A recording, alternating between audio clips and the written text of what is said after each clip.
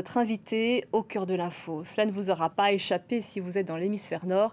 Les bourdons bourdonnent, les papillons papillonnent, violettes, primevères, prunus et forsythia égayent nos promenades. C'est le printemps. Et pour parler de ce réveil de la nature, nous avons invité Alain Baraton. Alain, bonsoir. Bonsoir. Vous êtes jardinier en chef du domaine national du Trianon et du Grand Parc de Versailles. Vous êtes aussi l'auteur de très nombreux livres, notamment le livre de la rose, voilà, on voit sa très belle couverture, et le dictionnaire amoureux des arbres. Alors officiellement, le printemps a débuté hier, jusqu'à 2008, il débutait le 21 mars, mais réellement à la Baraton, quand on écoute la nature, quand débute le printemps? Eh bien, il débute quand les feuilles dans les arbres apparaissent. Il y a un terme que je trouve merveilleux, le repos végétatif. Le repos végétatif, c'est quand les plantes ont besoin de se ressourcer et se séparent de leur feuillage à l'automne. Ils vont donc jusqu'en hiver se reposer et au printemps faire ressortir des millions de fleurs et de feuilles pour notre plus grand bonheur. Eh bien, c'est ça le vrai printemps. Vous savez, aujourd'hui, quantité de citoyens, de jardiniers se précipitent pour planter dans le jardin. C'est le printemps. Eh bien, non. C'est le printemps sur le calendrier. Le printemps, c'est uniquement quand vraiment les arbres ont retrouvé toutes leurs feuilles. Donc les forsythias qui débutent avec leurs fleurs, c'est pas totalement le printemps? Non, c'est le signal positif. Ça indique l'arrivée des beaux jours. J'adore le forsythia. On l'a beaucoup critiqué. On l'a qualifié de vulgaire. Je pense qu'il fait partie Et de il est médicinal en plus. Mais Il oui, a mais plein de tout à qualités. fait. C'est une plante qui vient du continent américain, qui s'entretient facilement. Et puis ces petites taches de couleur sont merveilleuses. Quand vous avez présenté le sujet du printemps, vous parliez des bourdons qui bourdonnent et des papillons qui papillonnent. Je vais peut-être vous apprendre quelque chose, mais le forsythia produit des fleurs jaunes parce qu'au printemps, les fleurs sont relativement rares et que le jaune est la couleur qui attire le plus les insectes. Et c'est la raison pour laquelle il y a d'abord des fleurs jaunes, peut-être, ensuite des fleurs roses, des fleurs blanches. Tout à fait. Il y a une chromatique qui a un sens, en fait, Oui, dans la nature. la nature ne fait rien au hasard, il y a toute une logique, mais il est vrai que le retour du printemps, eh bien, c'est le retour de la chaleur, du soleil, du bonheur et du sourire.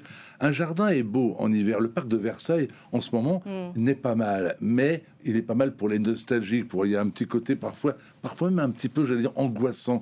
Le hameau de la Reine, en ce moment, sous la brume, ça peut... Faut pas être dépressif pour y aller. Voilà, faut pas trop. Mais quand tout va commencer à redevenir vert, que les tulipes vont exploser, que les forsythias vont vraiment fleurir, les magnolias également sont sublimes, alors là, le sourire revient.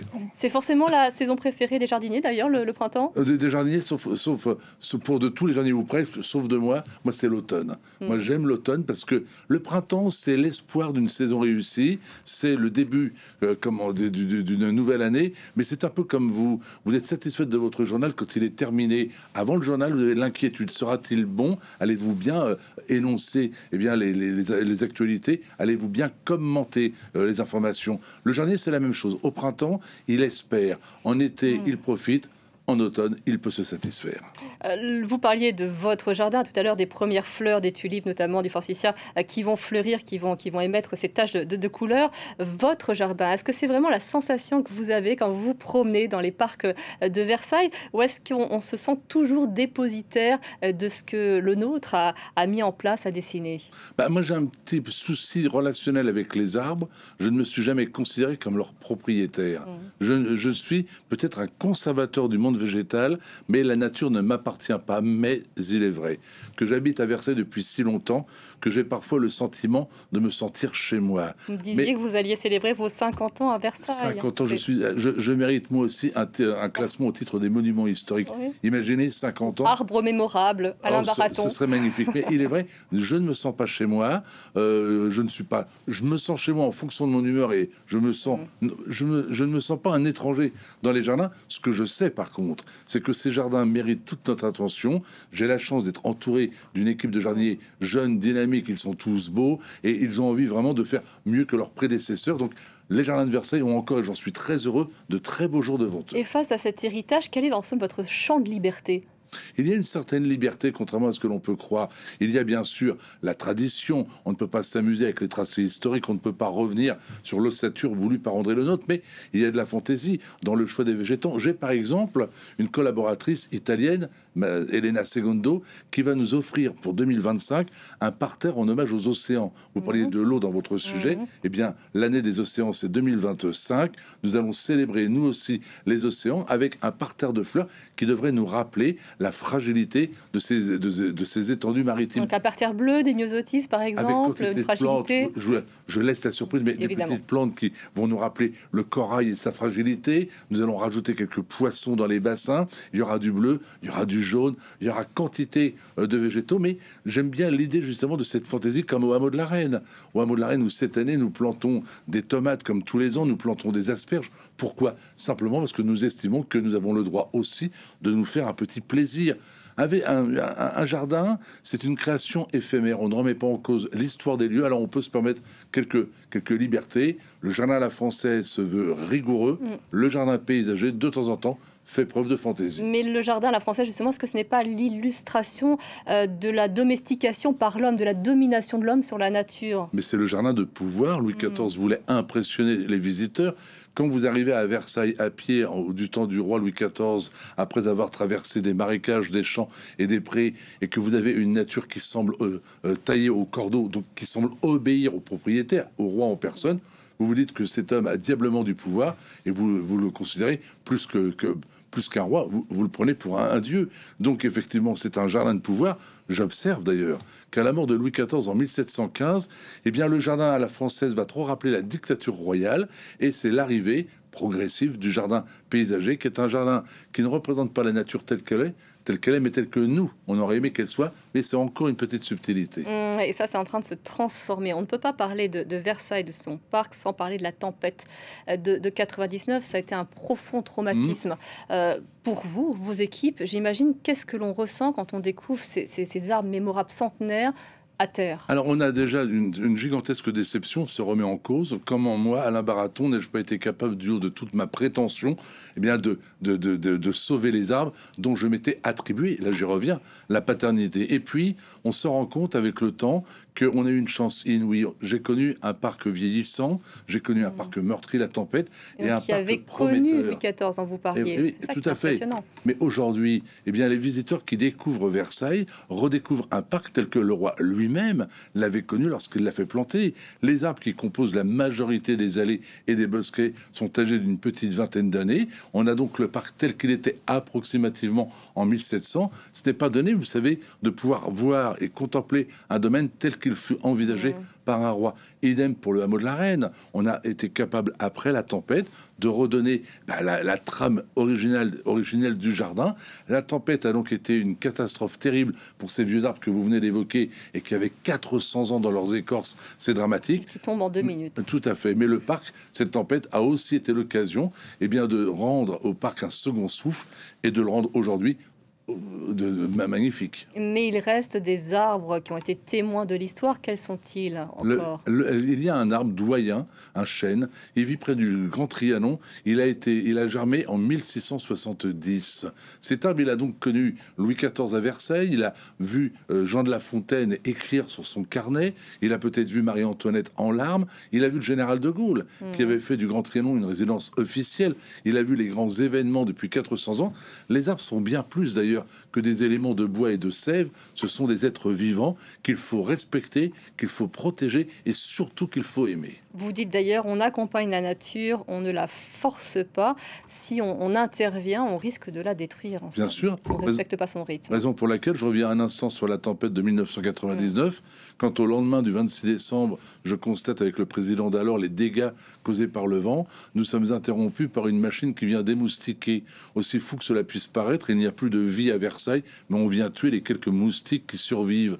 Nous avons pris à l'époque l'engagement de ne plus déverser dans les jardins, dans l'air, dans l'eau et dans la terre la moindre goutte de pesticides. Nous sommes en 2025, nos légumes sont toujours aussi goûteux, nos fleurs sont très belles, il n'y a plus de produits toxiques, comme quoi on peut parfaitement cultiver son jardin. Restons dans la philosophie, sans mettre de produits et en respectant la nature et en cessant de trop l'accompagner. On l'accompagne à Versailles, ne mentons pas, mais nous l'accompagnons plus que nous la dirigeons. En parlant de diversité, effectivement, le printemps, c'est le retour de la nature, des animaux aussi, et de cette collaboration entre les arbres, le végétal et les animaux. Ah, complètement. D'où un petit conseil. Quand vous avez la chance d'être propriétaire d'un jardin, quelle que soit sa dimension, attendez par pitié avant de tondre. Si vous saviez toutes les merveilles qui peuvent apparaître au printemps, vous éviteriez de les couper à coup sûr. Donc, profitez de la nature pour prendre le temps. Vous savez, le jardin, c'est aussi un contemplatif. Il faut prendre le temps de regarder, de s'émerveiller. Mais vous n'avez pas idée. À Versailles, par exemple, quand nous cessons volontairement d'entretenir un secteur défini, des merveilles qui apparaissent et que nous pensions à jamais disparu. Donc attendez avant de tondre. Attention, par pitié, là encore, quand vous taillez une haie, il y a peut-être des oiseaux qui ont fait un nid. On ne taille jamais une haie sans avoir vérifié qu'il n'y a pas un nid d'oiseaux. Là aussi, attention, vous savez, au tas de branchages qu'on a mis au fond du parc. Les petits hérissons. Eh bien oui, un jardin, c'est un lieu de vie. On est responsable d'une petite parcelle de la nature, alors faisons les choses bien. Quels enseignements avez-vous tiré de la nature, justement? Qu'est-ce qu'elle vous a enseigné? De la sagesse. Quand on est l'arbre le plus vieux du monde, quand on est vieux de 9850 ans, j'ai bien dit 9850 ans, c'est un sapin qui vit dans un bosquet au nord de la Norvège et qu'on a été capable pendant près de 10 000 ans de résister aux agressions, à la bêtise humaine, aux guerres, aux maladies, aux insectes, aux champignons. Et tout ça sans bouger de place, simplement en faisant preuve de patience. Eh bien, je crois que c'est ce que la nature m'a appris, une forme de patience et une grande sagesse. Vous aimez immensément les arbres. Vous avez publié Dictionnaire amoureux et illustré des arbres. Et vous dites dans ce livre, le monde des arbres est vraiment extraordinaire. Pas un mois ou presque sans apprendre une information sur ces végétaux capables de vivre 1000 ans et plus. Les arbres ont donc transmis l'envie d'éternité. Ils m'ont donné comme pouvoir la patience, la sagesse, une immense immortalité. J'ai pensé à ce haïku de Kobayashi Issa, que vous connaissez peut-être, sinon je pense qu'il va vous enchanter. Être rien qu'en vie à l'ombre des cerisiers, cela est miracle. C'est magnifique. C'est vrai qu'il y a quelque chose qui se passe quand on est sous un arbre. Une petite citation, Walking Buffalo était un chef indien, grand militant écologiste, mort en 1968. Il avait dit que les arbres ont quantité de choses à nous raconter, il faut simplement apprendre à les écouter. Et il rajoutait, mais le drame avec les blancs, c'est qu'ils n'écoutent jamais.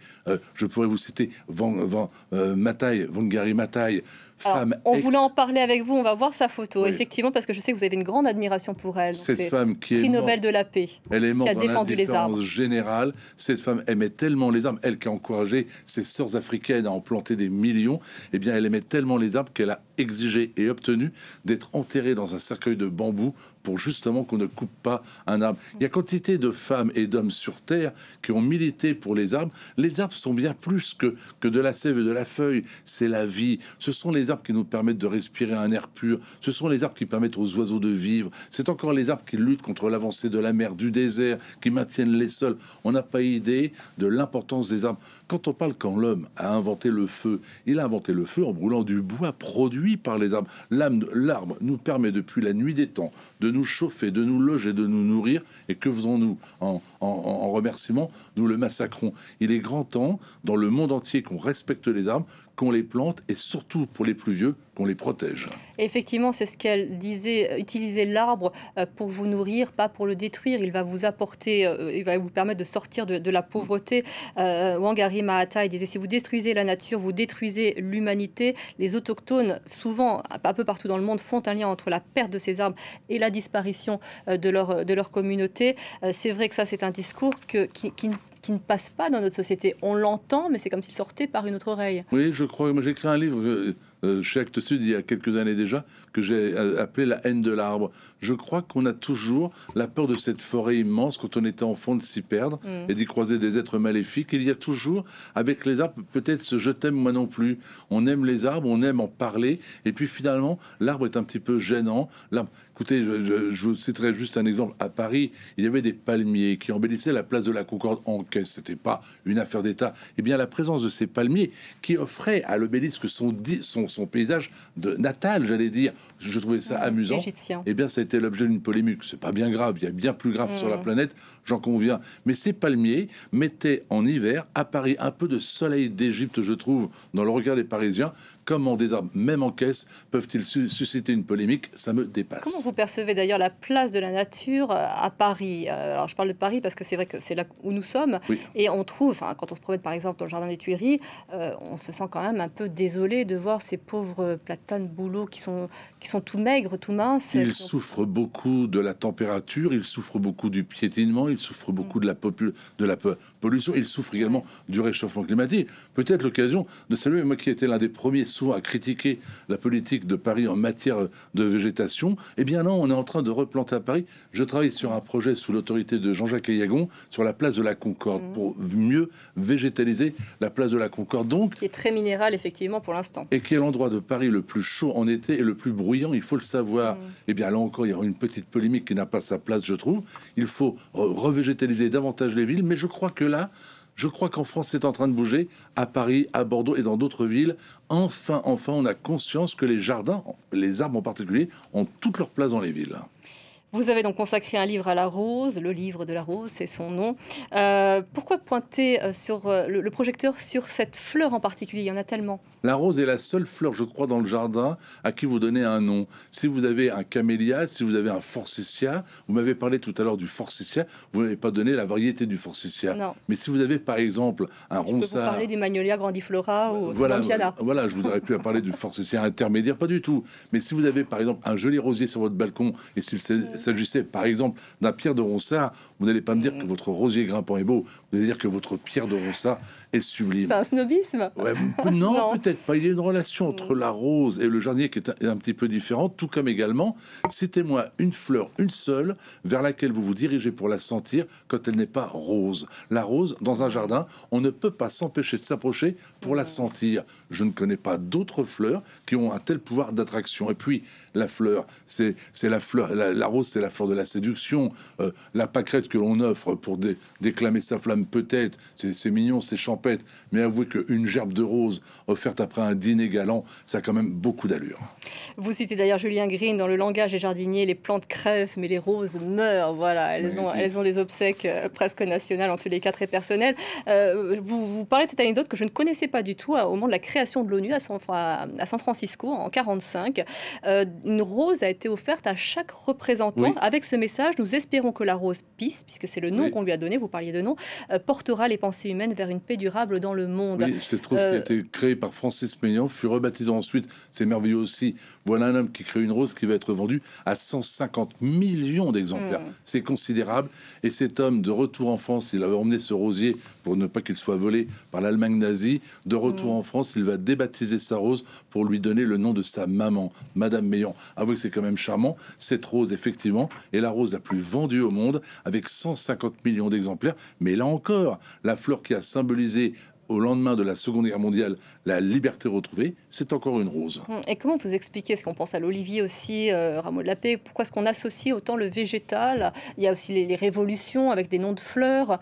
Pourquoi est-ce qu'on associe le végétal à des mouvements politiques? Parce que je crois que le végétal est celui qui nous fait vivre. Quand vous étiez vous-même petite, vous alliez certainement dans un jardin d'enfants, quelle que soit votre religion, peut-être que vous pensez au jardin éternel, on séduit avec des fleurs, on part souvent dans des planches en bois, malheureusement, donc il y a vraiment une relation avec le végétal. C'est dans un jardin, généralement, que l'on apprend à marcher. C'est dans un jardin que l'on connaît ses premiers émois amoureux. Les vieilles personnes aiment bien réfléchir sur leur vie passée, assises sur un banc à l'ombre dans un parc. Donc il y a une relation entre le végétal et l'humain très particulier. Quand vous avez un arbre sous les yeux, qui a par exemple été planté par un papy que vous adoriez profondément, cet arbre, c'est bien plus qu'un arbre, c'est votre papy réincarné, et vous avez envie de le voir, cet arbre, et de presque même de le prendre dans vos bras. Au Japon, pays ô combien moderne, on organise des bains de forêt. C'est beau comme terme, bains de forêt. On va faire corps avec la nature. Donc l'humain a besoin de vivre avec la nature. J'observe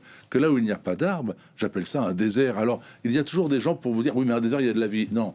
Dans le désert, on ne vit pas, on survit. La vie, il y a des arbres, c'est une obligation. Oui, d'ailleurs, quand la vie revient, quand l'eau revient dans le désert, tout de suite, la végétation sort immédiatement et avide de retrouver tout à fait. Cette eau. Vous parliez du Japon, c'est vrai que là aussi, les arbres sont sacrés, la nature y est sacralisée. On le voit avec ces petits bandeaux qu'on retrouve là-bas.